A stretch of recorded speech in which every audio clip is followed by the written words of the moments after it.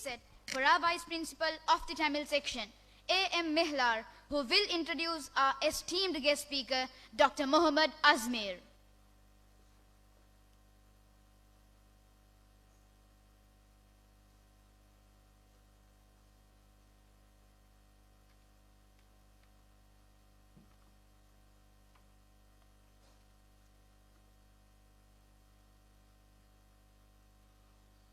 أعوذ بالله السميع العليم من الشيطان الرجيم بسم الله الرحمن الرحيم الحمد لله رب العالمين والصلاة والسلام على سيدنا محمد وعلى آله وصحبه ومن تبعهم بإحسان إلى يوم الدين.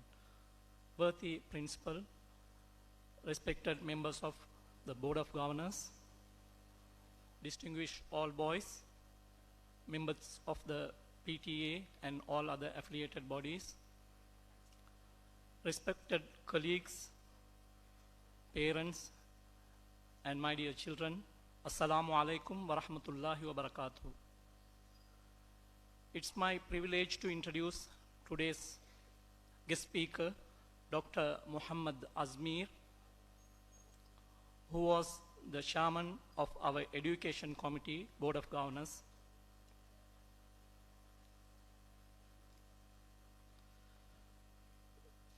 Dr.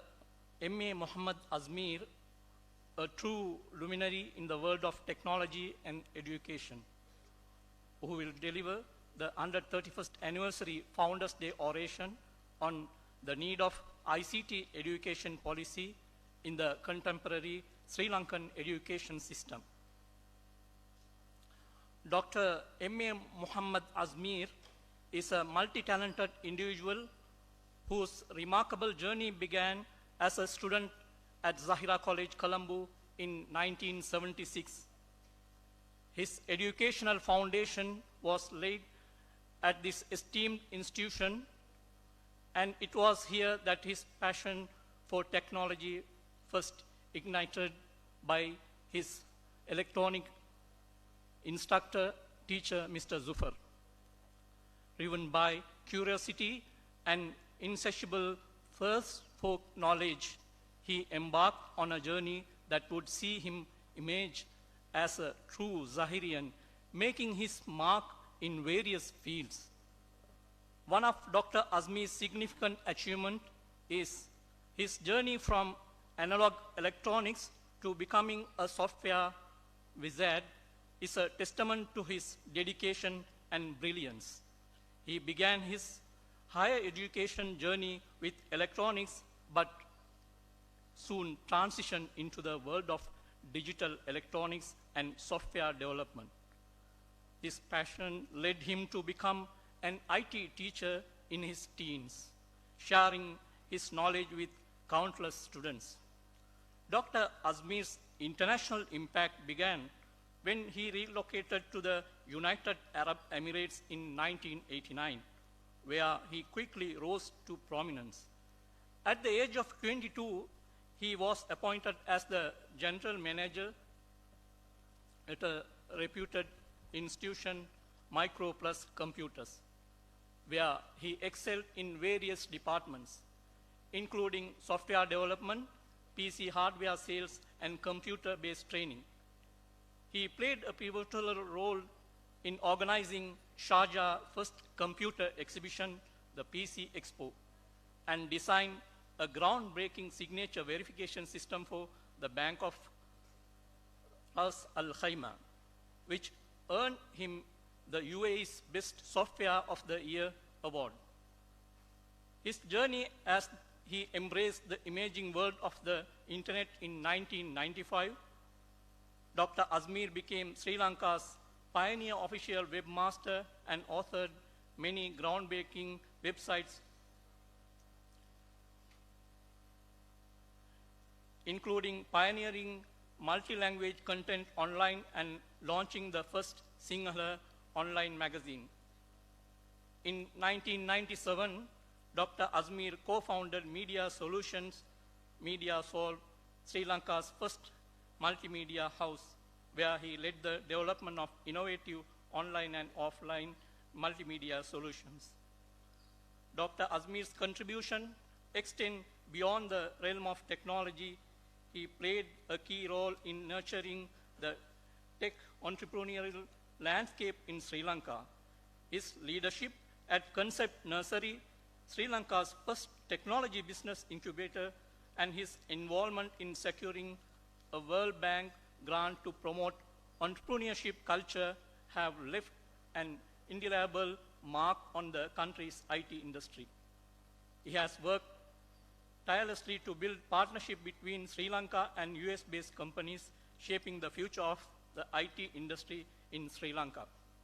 In 2008, he ventured into the world of education, starting Sri Lanka's first multimedia degree program at the South Asian Institute of Technology and Medicine. His dedication to education and technology has paved the way for numerous students to excel in the multimedia and ICT industry. Dr. Azmeer's commitment to Zahira College is unwavering. He has not only built and maintained the college's website, but also served in various leadership roles, including the Honorary Secretary of the All Boys Association and as the Chair of the Education Committee Board of Governors. His strategic vision has played a crucial role in elevating the college's academic achievements and transforming the Zahira College Library into a learning center. As an accomplished lecturer, Dr. Azmeer's friendly teaching style has endeared him to students at various higher education institutes. Beyond his professional achievement, Dr. Azmeer dedicates his time to numerous voluntary activities, demonstrating his commitment to making a positive impact on society. Mr. Azmeer was conferred a doctorate for his study on mobile computing and operational efficiency in the fast-moving consumer goods distribution sector in Sri Lanka. Also, he earned an MBA at Western Sydney University. Presently, he is the head of the Department of Information Technology, Sri Lanka Technological Campus Research University. Ladies and gentlemen, Dr. M.A. Mohamed Azmeer, not just an individual of exceptional talent and expertise, he is a true Zahirian whose contribution to technology, education, and society are nothing short of extraordinary. We are privileged to have him as our orator today. We eagerly anticipate his insights on the need of ICT education in the contemporary Sri Lankan education system. Please join me in welcoming Dr. Azmeer to the stage with a warm round of applause. May Allah bless him immensely. Before the commencement of his oration, we will display some videographs and some reading materials related to his oration.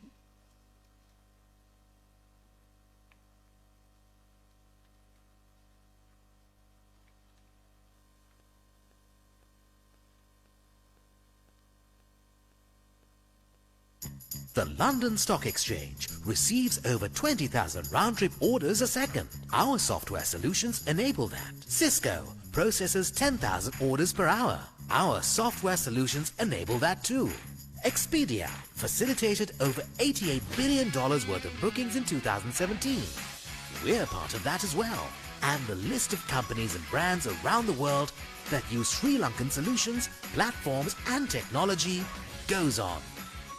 Great technology is achieved through ingenuity. Sri Lanka has a lot of it, and the world's coming to us for it. Sri Lankan IT firms create revolutionary IP products, impacting users across the globe. And our vibrant startup ecosystem generates innovations that are transforming a multitude of industries. Sri Lankan IT experts are all about fast turnaround times, agile working, and value-added solutions. We pride ourselves on our ability to deliver high productivity, quality, and ingenuity. Sri Lankan IT companies have been on the digital frontier for over 30 years, making us one of the world's favorite IT BPM destinations. The island's connected to the internet by 7 submarine cables, clocking ultra-high speed. On land, Tier 3 data centers, world-class connectivity speeds and region-leading network infrastructure give Sri Lanka a technological edge. We've got world-class local universities and the top international universities operating in Sri Lanka, producing some of the best IT talent in the world. 80,000 plus now and counting. Our IT professionals are our difference. They're adept at open source, obsessed with adding value to knowledge solutions and innovating everything. Sri Lankan IT experts are naturally tech-savvy, adaptable and vibrant. Sri Lankans are excellent communicators and collaborators, able to work across markets, and IT companies around the world want them. We've even won the Google Summer of Code 9 times in a row.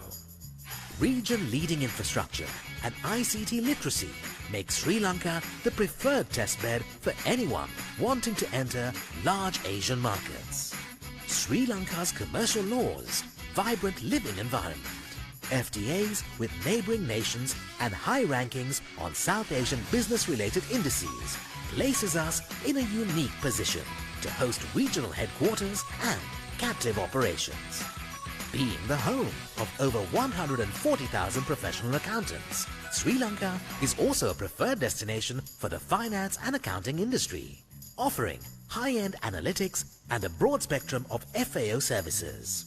Imagine a sincere service, top-of-the-line thinking and next-gen tech in a picturesque tropical island. Who said you can't mix work and pleasure? Sri Lanka's got it all. The experience, the people, the technology and the drive to become the world's next big IT and BPM hub. Sri Lanka's an island of creators, innovators and engineers. Always thinking, how can we make something better? That's our difference. We're an island of ingenuity.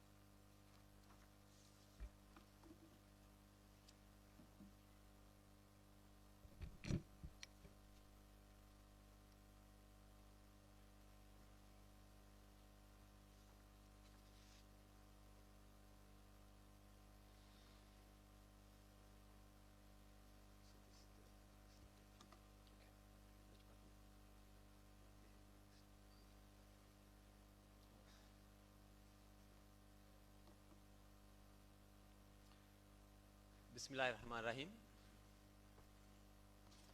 My dear principal, the members of the mosque committee, the board of governors, teachers,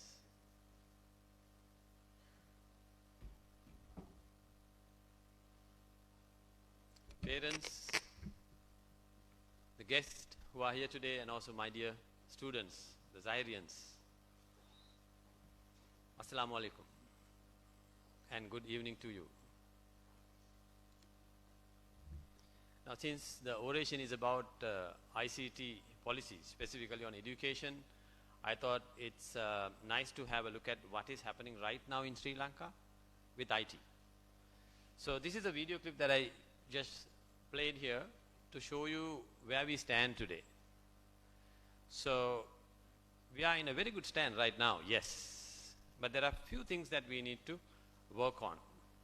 So when principal sir told me that, why don't you do a oration on this subject? I thought, okay, maybe I will gather everything from my life, the last maybe 20, 30 years where I was involved in ICT, education, business, traveling. I thought, okay, maybe this is a good chance to talk a little bit about that. So we have assembled here today to commemorate the 131st anniversary of the establishment of Zahira College, our beloved alma mater. And delivering this Founders Day oration for this prestigious institution in such a significant milestone is an extraordinary honor. It truly humbles me. Allow me to express my heartfelt gratitude to several key figures who have made this occasion possible. I extend my sincere thanks to Mr. Trizi Marikar, our esteemed principal, Mr. Fawzul Hamid, the chairman of the Board of Governors and the dedicated members of the board. Also, the vice principals, Mr. Meera, and many others who have extended this invitation to me.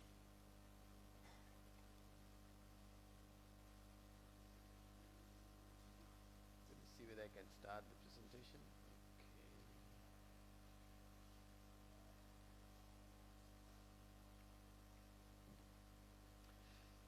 In 1976, I embarked on my educational journey at Zahira College.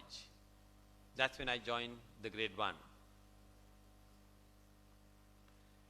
It marked the beginning of my academic life as a first grade student.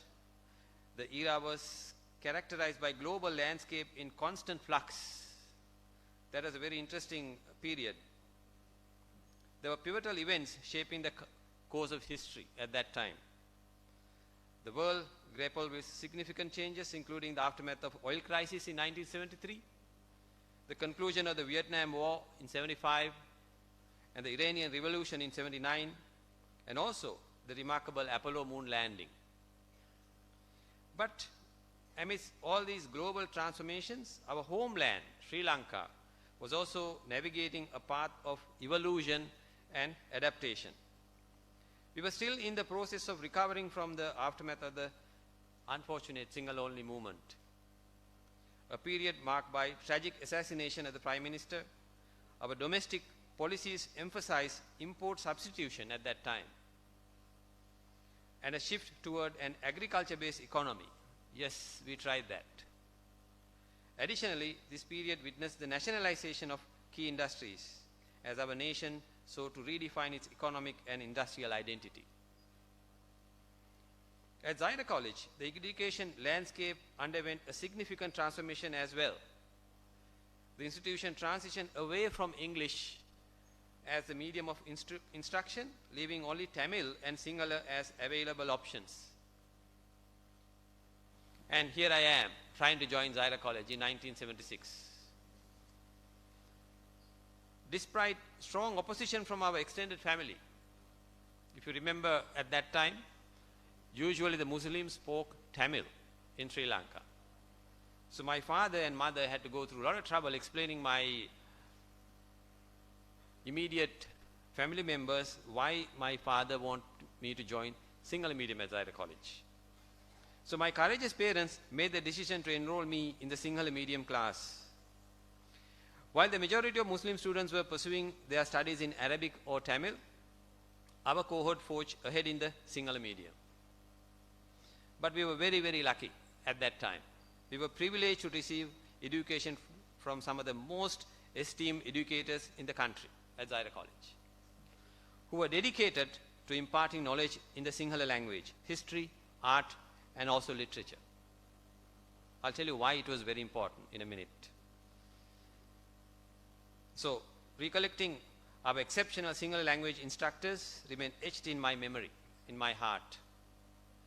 Among them, the late Mrs. Gunasekara, Mrs. Silva, Mr. Amaradasa, Mr. Abekon, Mr. Amarasekara, Mr. Chandranautunna, Mr. Tangol, Mrs. Lianage, and also Mrs. Rupa Singha stand out as luminaries in our educational journey. I speak, I would say, good Sinhala thanks to my teachers at Zahira College. Zahira also held the distinction of pioneering vocational education on the island.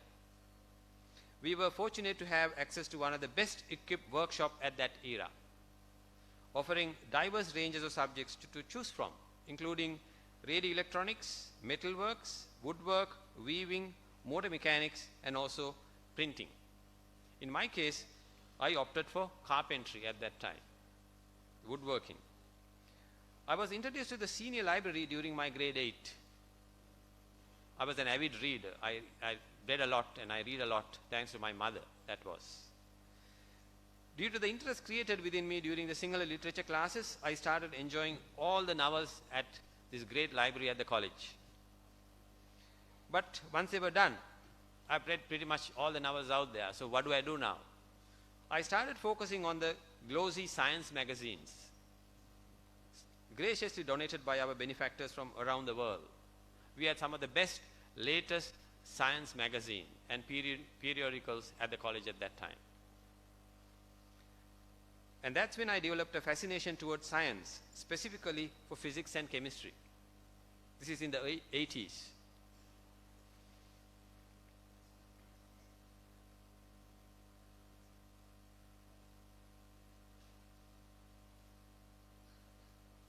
I was mesmerized by the development of electronics and computers. The librarian at that time, Marhum MLM Farooq, never said no to me whenever I wanted to access the reference sections. Reference section is like a very religious place. People don't go there. Only the special people can go there. So I was one of those special people who had access to the reference section any time of the day. So that's where I spent most of my afternoons. So although my PT subjects was woodworking, during my O-level time, I started visiting the electronic workshop and spent the time with Mr. Zufar, the young, kind-hearted teacher who answered all my questions even when I was at my annoying best. I asked all kinds of questions. Why this? Why that? If I want to do this, how do I do this? All kinds of questions. He was very kind enough to explain all my questions.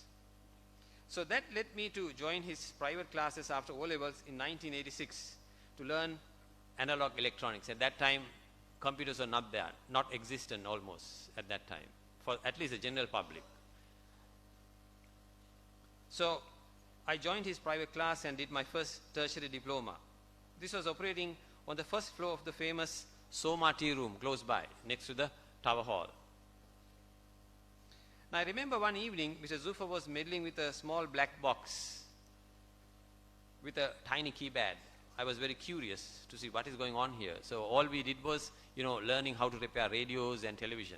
And here we have another special gadget we've been meddling with. So it was hooked onto a TV and a cassette player at that time. I was instantly attracted to it. So we spent many nights trying to master this new toy. I later came to know that it was something called a Sinclair ZX81, a computer with just 1 kilobyte of memory. 1 kilobyte of memory, yes. So there was a language called BASIC. We were trying to write all kinds of code on that gadget. I was getting very late going home and doing all kinds of crazy things like I'm reading and thinking and writing. So my mother noticed this. So my strange behavior, she realized I have an obsession with computers. So to make me happy, she spent a fortune at that time to buy me a state-of-the-art computer at that time. The Sinclair Spectrum, it was called. It was a color computer, faster and has more things, and I was in cloud 9. I was very, very happy. And when I used that computer, no one can watch the TV or play any music because I hook it up to a television and I need the cassette player to record my code and also read my code. So I had full access to my TV and the cassette recorder at home. But coming back to 1989, the Sri Lanka was again going through a lot of trouble. We had 2 civil wars, one in the north, one in the south. And that's when I was finishing my A-levels. And the country was not helpful at all. People at my age were dying, getting killed every day. So I left the country to reach Sharjah in the UAE. And I was there for about 4 years, doing all kinds of interesting things. I was exposed to the world of advanced computers, the business you can do with it, programming, design, lots of different things. I was about 22 years old at that time, and that was a major challenge for me and an excellent exposure in my life. So when I came back to Sri Lanka, I think around 2003, I was introduced to this wonderful group called Group of 80 by 2 of my friends, Ashraf Zohair and also my classmate Amir Majid. And one of the first thing I did was to come back to the college around that time to see, okay, what is going on at Zahira College. I was thrilled to discover that Zahira had commenced her IT learning journey as early as 1995. As part of another visionary initiative by Professor Furkan, not just computers, we also had English medium education at Zahira College, something that many other schools didn't have in the early 90s. Ever since then, we've been dedicating to impart IT knowledge to the young Zahirians from a very, very early days. When the ICT subject was introduced to A-level students, we were among the first to embrace it. When the government decided to offer A-level as another stream, another subject, we were one of the first to embrace it. What's even more remarkable is that our students have consistently achieved a 100% pass rate. Now, that's fantastic, right? Since 2014. Now, some people think learning IT or ICT, to be exact, is to, you learn that you become computer programmers. Not necessarily. ICT is not that. When you learn IT, your other subjects also become very good. You learn maths, you learn science, you learn languages, you learn a lot of other things as well. In fact, you learn how to learn with IT. So you don't need to go to the class, you don't need to listen to a teacher, you can perhaps open an article online, you can watch a YouTube video that will teach you something within few minutes rather than listening to someone for 30 minutes. So it's a door that opens you to many other things to learn. In fact, this is evident when observing the advanced level pass rates. Now look at the numbers, which increased significantly from 58% in 2013 to almost 80% last year, 2022. So that is a result of Zahira's role in educating and giving IT education to the rest of the students here. Now I'm saying all this because there's a reason why, right? Because it set the backdrop of my main topic, the necessity for a robust ICT education policy. Now, it is very pertinent because we are enjoying the Founders' Day here. Now, Zahira has been a pioneer, living up to its motto, as per Marhum A.M.A. Aziz said, radiating center of Muslim thought and activity. That is Zahira College. Also gave leadership to many such events in the past.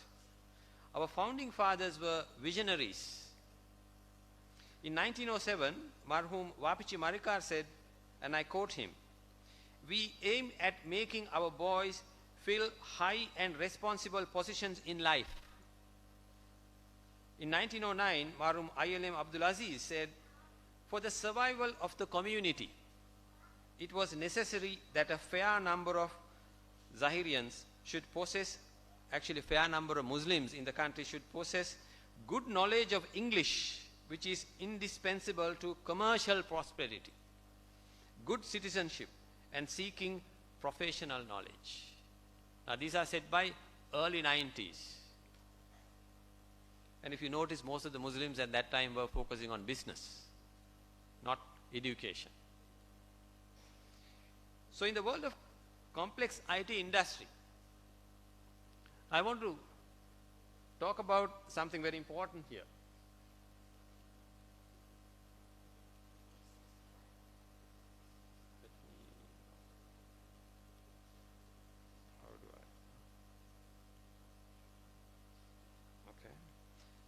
Now, we are talking about the IT and the education. So I thought, let me bring some light to what is happening around us, around the world, and also close to our country, India. There is this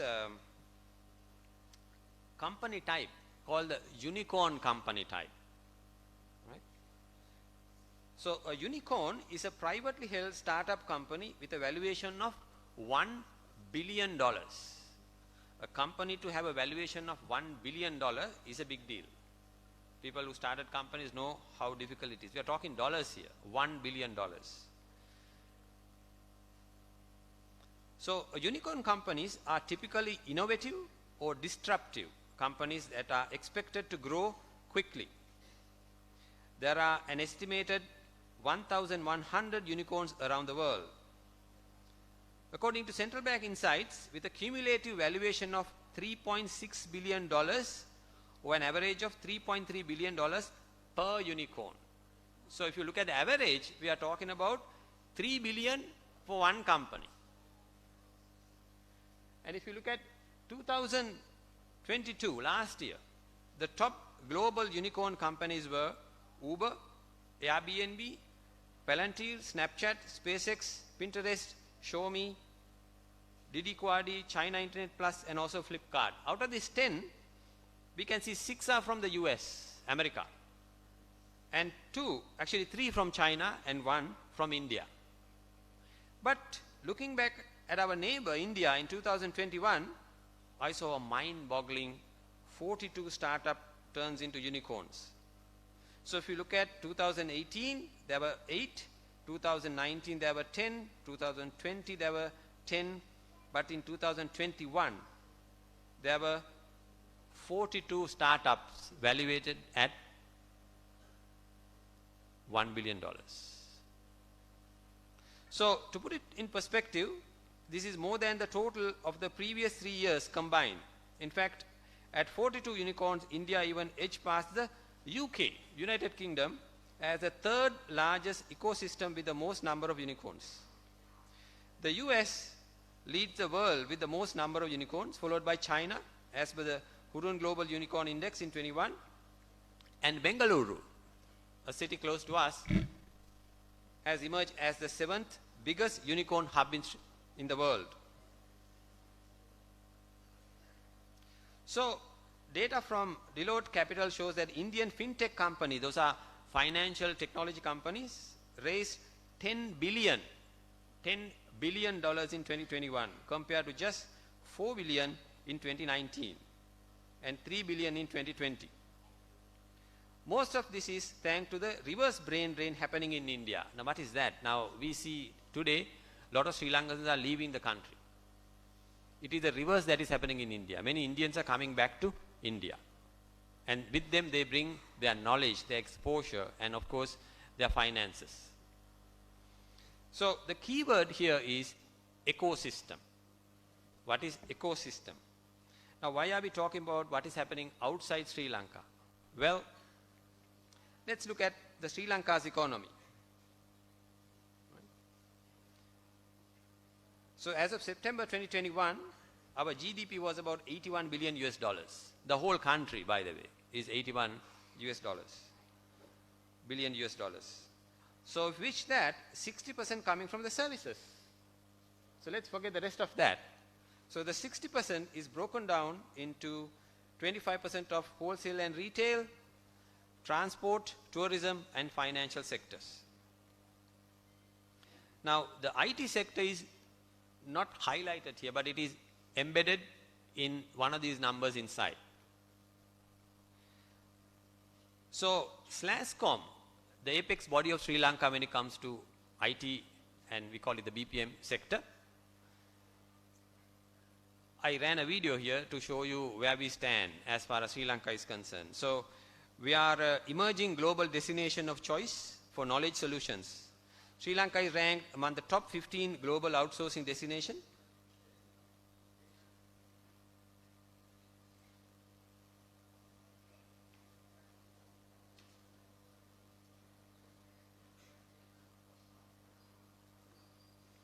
We are also among top 20 emerging cities.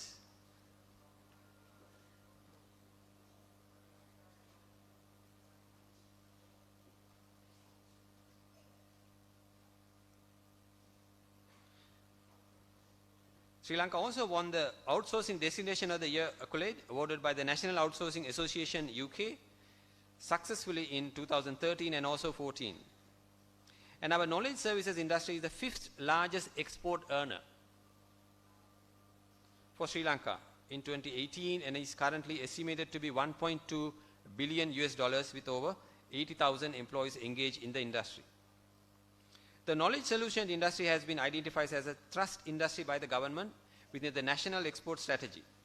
So look at this. We are targeting a $5 billion worth of export, 200,000 jobs with 1,000 startups, whereas India is already making startups with about $40 billion.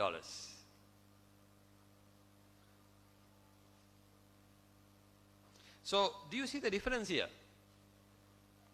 While we are struggling to reach a 5 billion goal, our neighbor, our big brother, our Nana, we say, is raising more than 10 billion a year just from the new startups. We are not talking about the established large corporations in India. This is just the startup companies. So my questions are, what is the lesson here? What can we do as a country? At least, how do we even align ourselves to this massive opportunity in the ICT sector?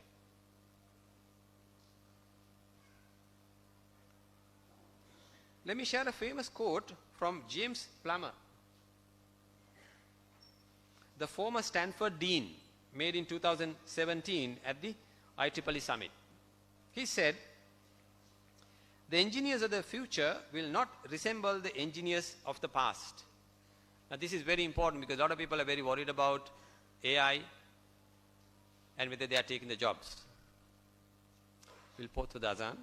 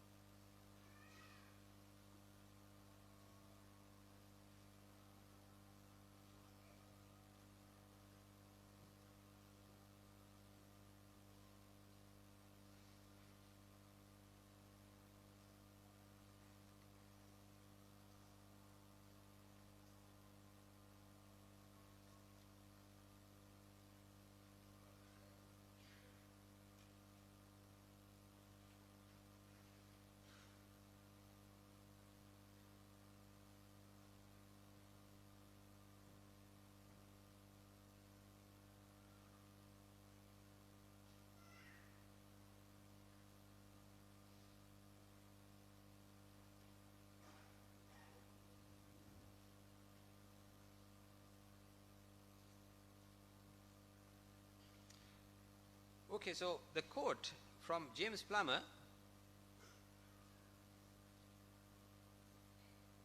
says that the engineers of the future will not resemble the engineers of the past. They will have to be able to do what machines of the future cannot do. So like I was saying, there's a lot of talk about nowadays about AI, artificial intelligence taking away jobs, and how are we going to teach something because there is computers already. How are we going to mark assessment because students can, easily copy? Don't worry. Don't worry about it. The future, of course, there's a big role in AI there, yes, but nothing much to worry about. Now in 2018, the World Economic Forum released its Future of Jobs report. And there were some highlights about 133 million new job roles coming up. So new jobs are coming up, compared with a declining of 73 million jobs. So 133 million coming, 75 million going. So we still have new jobs coming up into the market. So data analyst, machine learning, operation management, sales and marketing, skills development role are in the emerging list, while clerks, bookkeeping, factory work or secretarial roles are declining. So remember, I told you about a word called ecosystem, right? So that must be our target in Sri Lanka. So let me rephrase my question. How can we create an ecosystem that can innovate so much that it would attract new growth capital? Well, we don't have a simple answer, and India has few distinct advantages that we don't have currently. So massive population, compared to 20 million, 1 billion in India. And also compared to brain drain happening here versus reverse brain drain happening in India. And another very important something happening in India is the high penetration of digital currency. So there are a lot of innovation happened because of this reason, digital currency. So let me elaborate a few topics here. Number one, the global digital revolution. So the world is currently in the midst of a profound digital transformation, and Sri Lanka cannot afford to lag behind. Now this is an area of global growth. So many nations have effectively harnessed the potential of technology that are witnessing the substantial advantages in the form of economic expansion, elevated living standards, increased global prominence. It is imperative that we shift our focus beyond the confines of the agricultural revolution in Sri Lanka, or agricultural economy in Sri Lanka. And also enhancing education. So one compelling reason for the necessity of a national ICT policy is to revolutionize our education system. Information and communication technology can fundamentally change how students engage with learning, making it more interactive, engaging, and also accessible.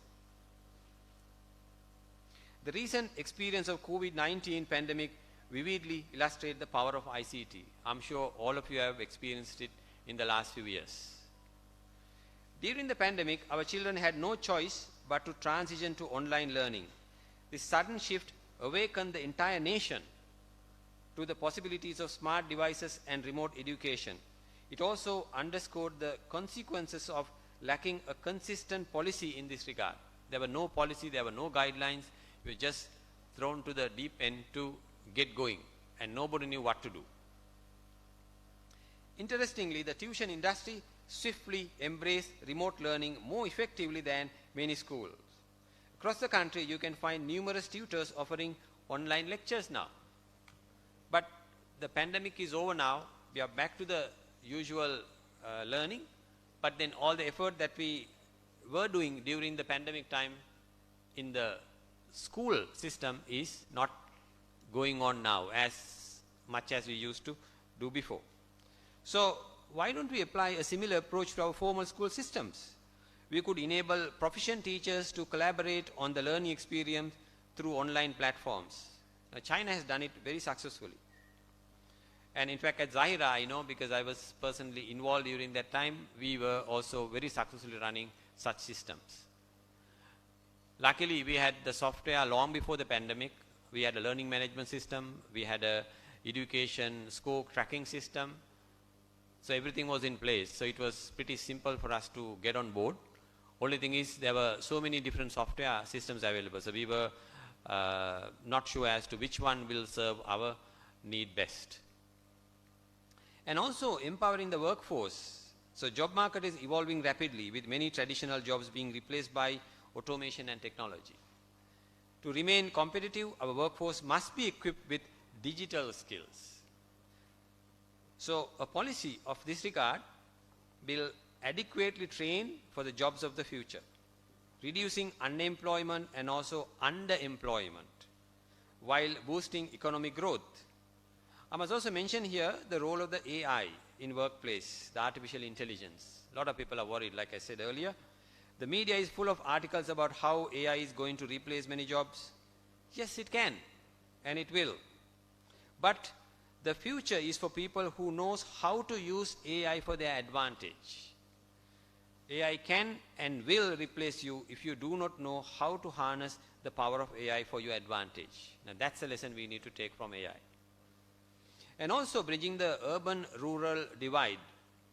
So in Sri Lanka, urban areas have better access to ICT resources.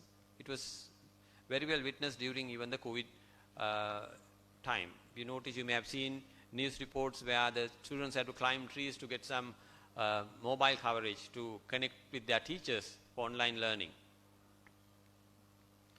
Now to address this issue, a thoughtfully crafted policy can narrow this gap, ensuring that every citizen, regardless of where they live, can access high-quality ICT education and infrastructure. It's worth noting that in comparison to several neighboring countries, Sri Lanka boasts a reasonably extensive coverage of 4G. There were a few pockets here and there, but we are all right. Our cost is also very comparable compared to some of the other countries in the region. And then fostering innovation.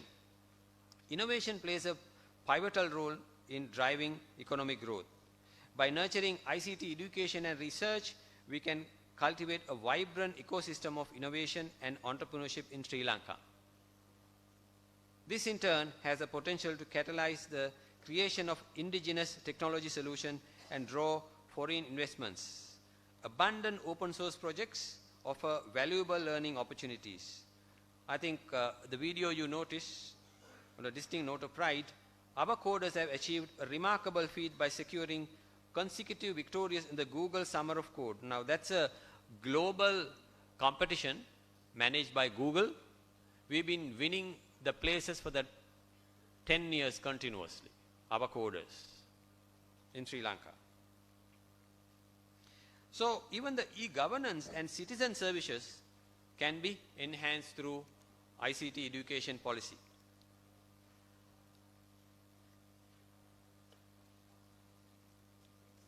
So how can we improve the government services? It can streamline the bureaucratic procedures, diminish corruption, and elevate the overall caliber of the government services. It empowers citizens to conveniently access crucial services online, resulting in time and cost savings. I'm sure you may have experienced, the adults may have experienced this already. So in Sri Lanka, we already enjoy vehicle revenue licensing, passport photos, where you go to a studio, you take the photograph, it is digitally transmitted to the immigration department for processing. Exam results, that I'm sure our Zahirians are already enjoying getting the results online. The QR fuel passes we've been enjoying for the past few months. The demand for expanding such services remains substantial. There's a lot of demand, a lot of opportunities out there in that regard. Also, if you look at the global competitiveness of Sri Lanka, ICT gives us a fantastic opportunity. So our neighboring countries have already recognized the importance of ICT education and have made substantial investment in this area. So to remain competitive in the global market, we must do the same. So the policy will not only align us with our forward-thinking neighbors, but also empower our citizens with the skills and knowledge required to thrive in the digital age. So we will be well prepared to meet the challenges and opportunities of the evolving global market space. We are already doing that. Many top Sri Lankan companies are operating and getting staff from other neighboring countries like India, for example. And also another major area is cyber security. Now with increased reliance on ICT, the need for robust cyber security measures is also very paramount.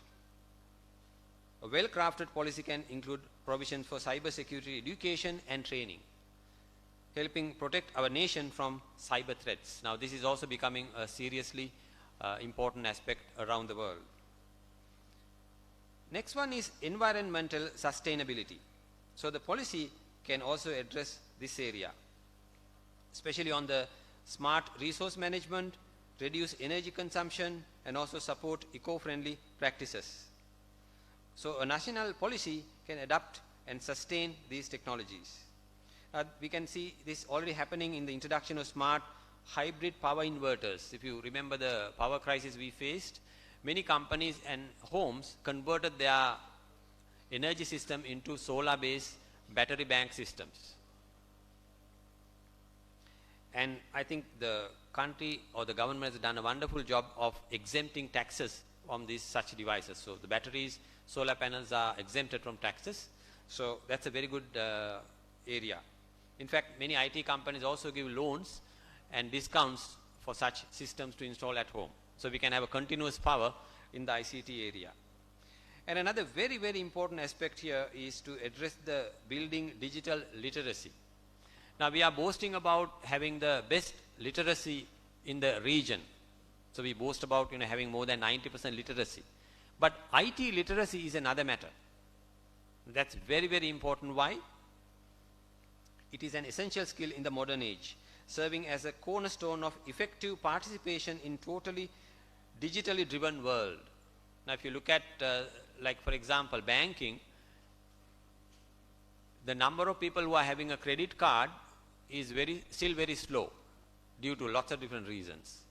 So if you have a card, you can do digital transactions. Now people are still believing in hard cash. Now that's one thing India got away with. When Modi wanted to change cash, rather hard currency overnight to digital currency, now that gave a major boost. People thought it is impossible. Now you walk into any shop, even a street side shop, you can pay from your mobile phone and they accept it. And the policy is very, very important for education, because these programs empower our people with knowledge and tools necessary for navigate the digital terrain. This becomes increasingly vital as we witness a surge in incidents where our citizens fall victim to scams and ransomware attacks. So some people might think, okay, Sri Lanka, we are a developing country, we are protected with these cyber attacks. Not really. Every day you see somebody coming up with some jargon like cryptocurrency or blockchain, and they say, okay, invest your money here. We use cryptocurrency, and people go at a rate and they invest their hard-earned money there. And very soon they realize it's just a buzzword, but they are a typical scammers. Every year you see at least 2 or 3. That is because their digital knowledge is very low and they don't know what is going on around the world. So this digital literacy awareness and preparedness is very, very important. Now, let me also talk about the challenges we may face because of this. Right? So for us to move forward, we must do the following. In fact, there are a couple of things we need to look at. Budget constraints, infrastructure development, curriculum design, all those things we need to look into. However, with the concerted effort from the government, the invaluable support from the private sector and the civil society, we can overcome these challenges. So to move forward, here are some of the things we can do. Allocate sufficient financial resources to develop ICT infrastructure and train educators. Training the teachers, very, very important. Collaborate with the private sector to leverage their expertise and resources, and then develop a comprehensive curriculum that integrate ICT seamlessly to our education system. Remember I said ICT is not making computer programmers. No. ICT is a learning thing. It's a skill like English. It is a skill that we need to master. With ICT, you learn how to learn. And also prioritize digital literacy programs for all citizens and establish a monitoring and evaluation mechanism to track the progress and make the necessary adjustments. So a properly developed and empowered policy will contribute to the knowledge economy.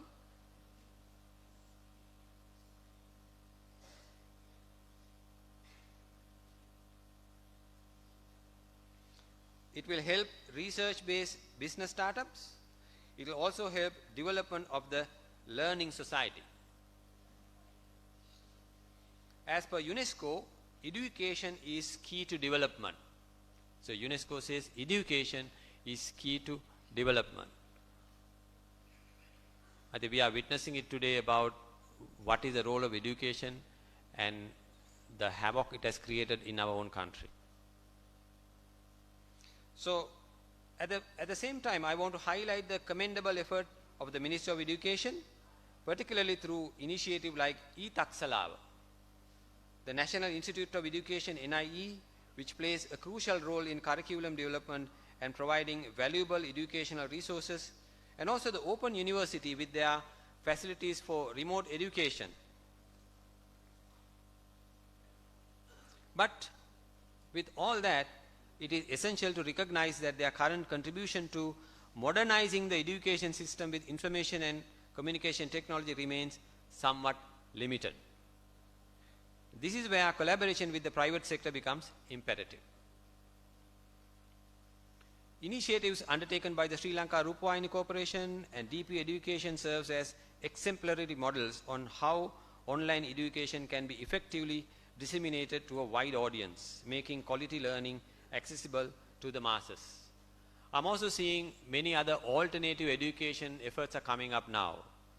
One in Trincomalee, another one in Matara, few in Colombo district, some in the Gampaha, Panadura.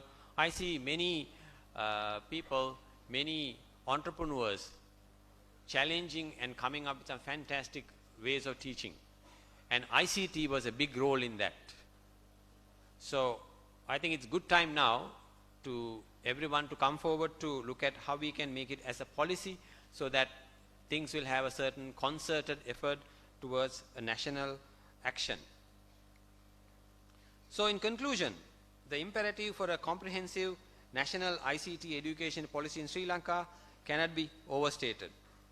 Such a policy represents a strategic investment in our nation's future, one that will empower our citizens, drive economic growth, and position Sri Lanka as a global leader in our digital age.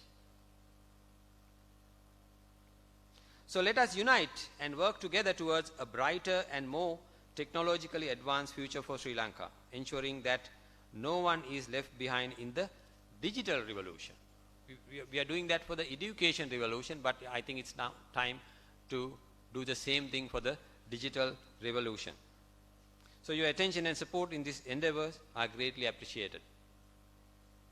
So to conclude now, a verse from Quran that emphasizes the importance of seeking knowledge. You know, Islam has a lot of focus on education. We hear saying, for education, go from Saudi Arabia to China.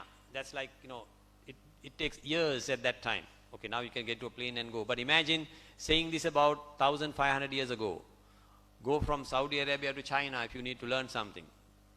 So that is the sort of emphasis Islam has put on us.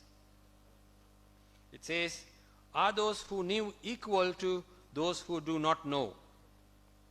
Only those of understanding will remember. Surah Al-Zumar. So this verse highlights the significance of knowledge and understanding, implying that those who seek knowledge are distinguished from those who do not. It encourages the pursuit of knowledge as a means of gaining understanding and wisdom, to use their knowledge to benefit themselves and others. So my objective today is to give you an highlight of what is happening around the world, and specifically what is happening in India, our neighbor, and also what we have been doing so far in Sri Lanka, and also together how we can bring in some consistency to ICT as a policy, and then take that as a moving forward mechanism to come out of the place we are in now, Sri Lanka. Thank you very much. Assalamu alaikum.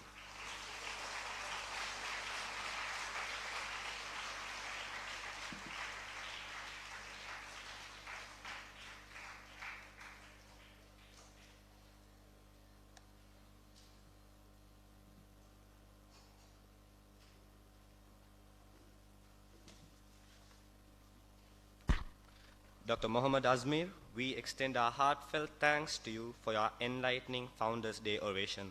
Your expertise and vision have provided us with valuable perspectives that will undoubtedly influence the way we approach education in the digital age. Your contribution to our celebration today is deeply appreciated. Fatima Farsha Rumi.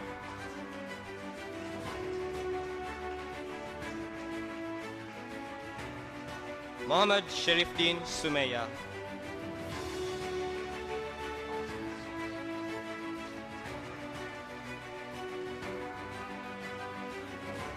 Mohammad Ali Fatima Nazrat.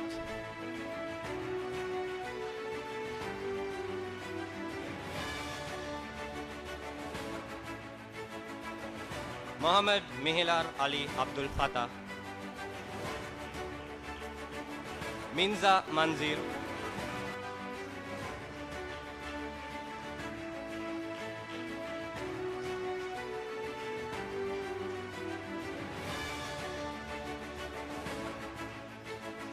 Thank you, sir. I kindly request you all to remain on stage, as now it's time to present the token of appreciation to our guest speaker for today, Dr. Mohamed Azmeer.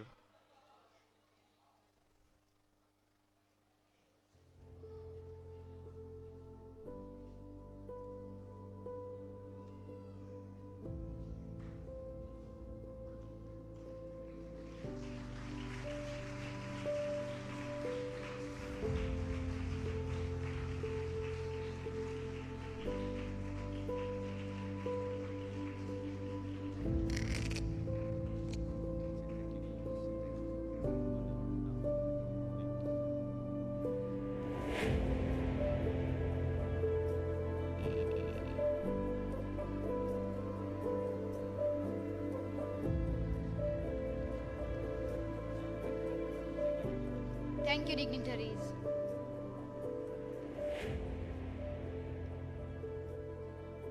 Thank you all once again, and may our college continue to thrive and shine in the years to come. May Allah bless you. Have a pleasant evening. Thank you.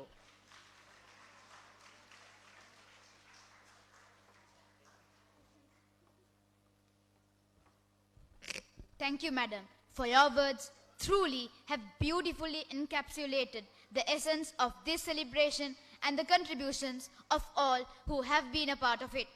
Let us end the day's proceedings with the recitation of Dua and Salawat by Brother Yahya Imran.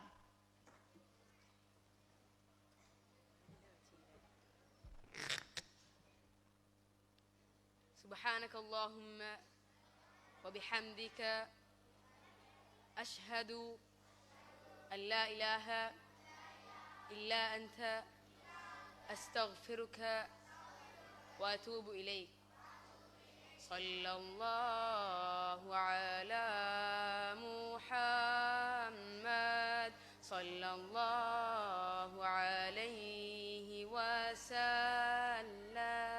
صلى الله على محمد صلى الله عليه وسلم